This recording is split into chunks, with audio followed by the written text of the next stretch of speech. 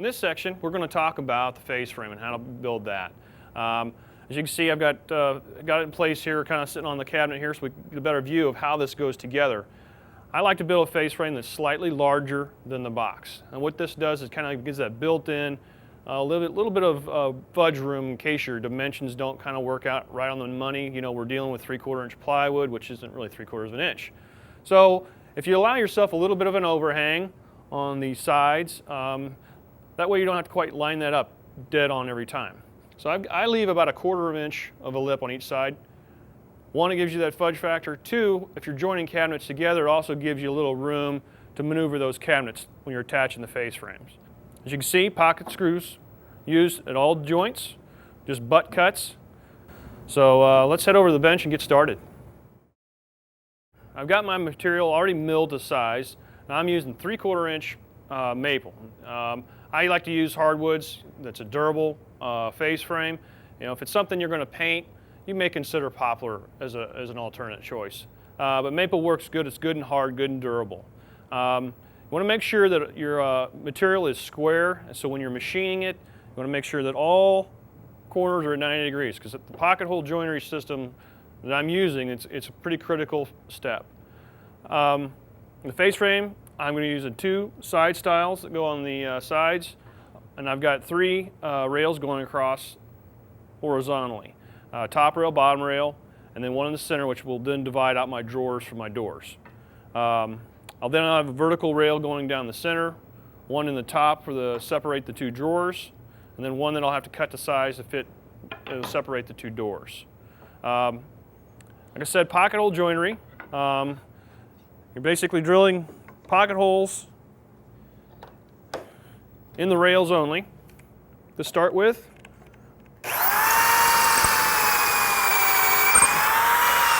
Okay, now that I've got my pockets all drilled out, I've got one thing left to do on the bottom rail.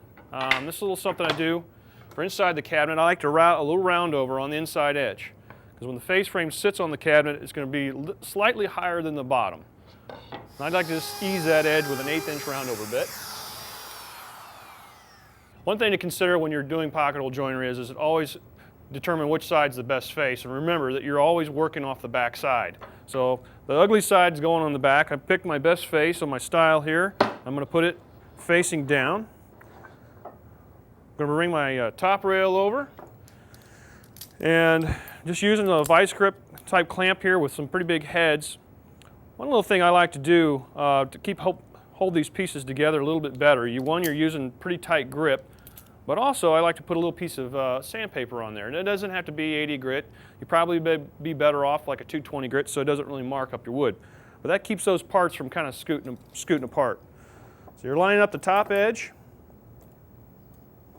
of both pieces, making sure they're tight together, and you're just going to clamp that down. Tighten that up just a touch. Want it pretty snug.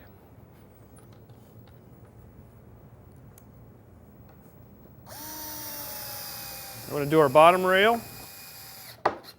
Okay, now I've got my perimeter done. I got my top and bottom rail, and I've got my 2 sides. Now I'm going to add that drawer divider rail, or the center rail. And to position that, I've already pre-cut my drawer divider, the center style, if you will, that divides the 2 drawers.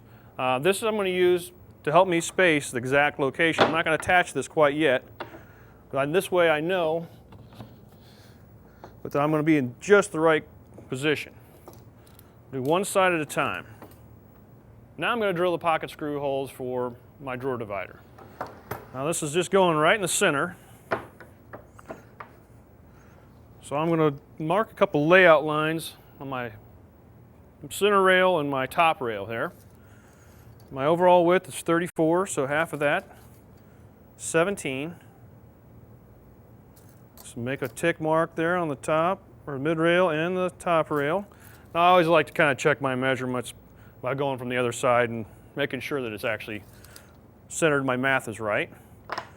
And then again, I'm going to mark a center mark on this piece as well. Okay. So I've got my layout lines.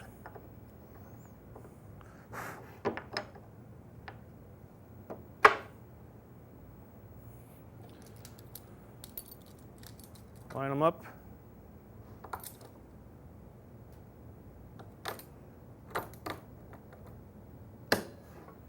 Clamp it in place.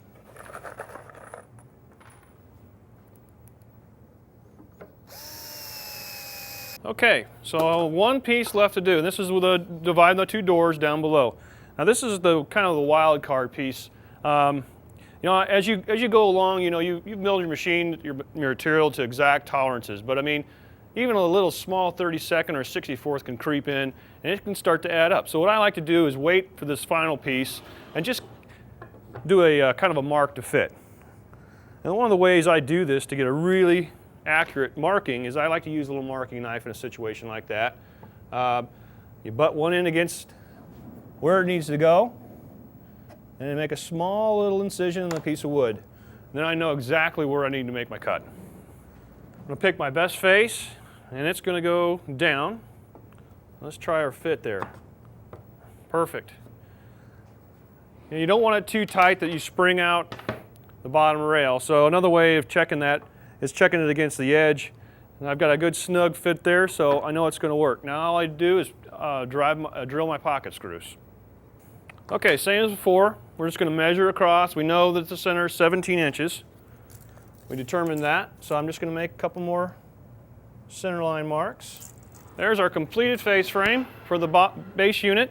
I've got 2 drawer openings on top, and I've got 2 door openings on the bottom.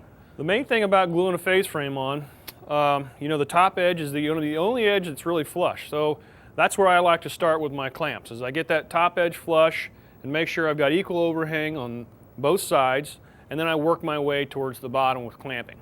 So I've got my clamps over here, my glue. You want everything you're ready to do close by, because the glue doesn't set up terribly fast, but you want to be able to do this a fairly expedient way. You can see I'm not putting a really big bead of glue on here. You really don't need a whole lot of glue, and you don't want to have to clean up a whole lot of glue that's squeezed out at the end. So you're using just enough to glue that down. All right. Reposition our face frame. Starting at the top, kind of laying it down in place. Again, make sure it's centered. And flush at the top.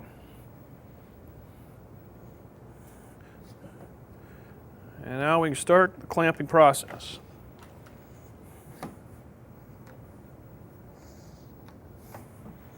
One of the advantages of using the 3/4 inch material for face frame or using a harder material is it's pretty rigid. So you don't need a whole lot of clamps. You don't have to clamp every single inch. All right, as I'm going down the side, I want to make sure that my face frame has got the appropriate amount of overhang. You may have to kind of coax it around a little bit. It's okay. Okay. If you want, if you got them, go ahead and add a couple more in the center of the side rail. Having plenty of clamps in an operation like this is kind of good.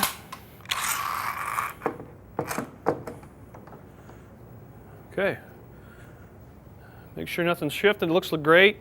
Let's let this dry.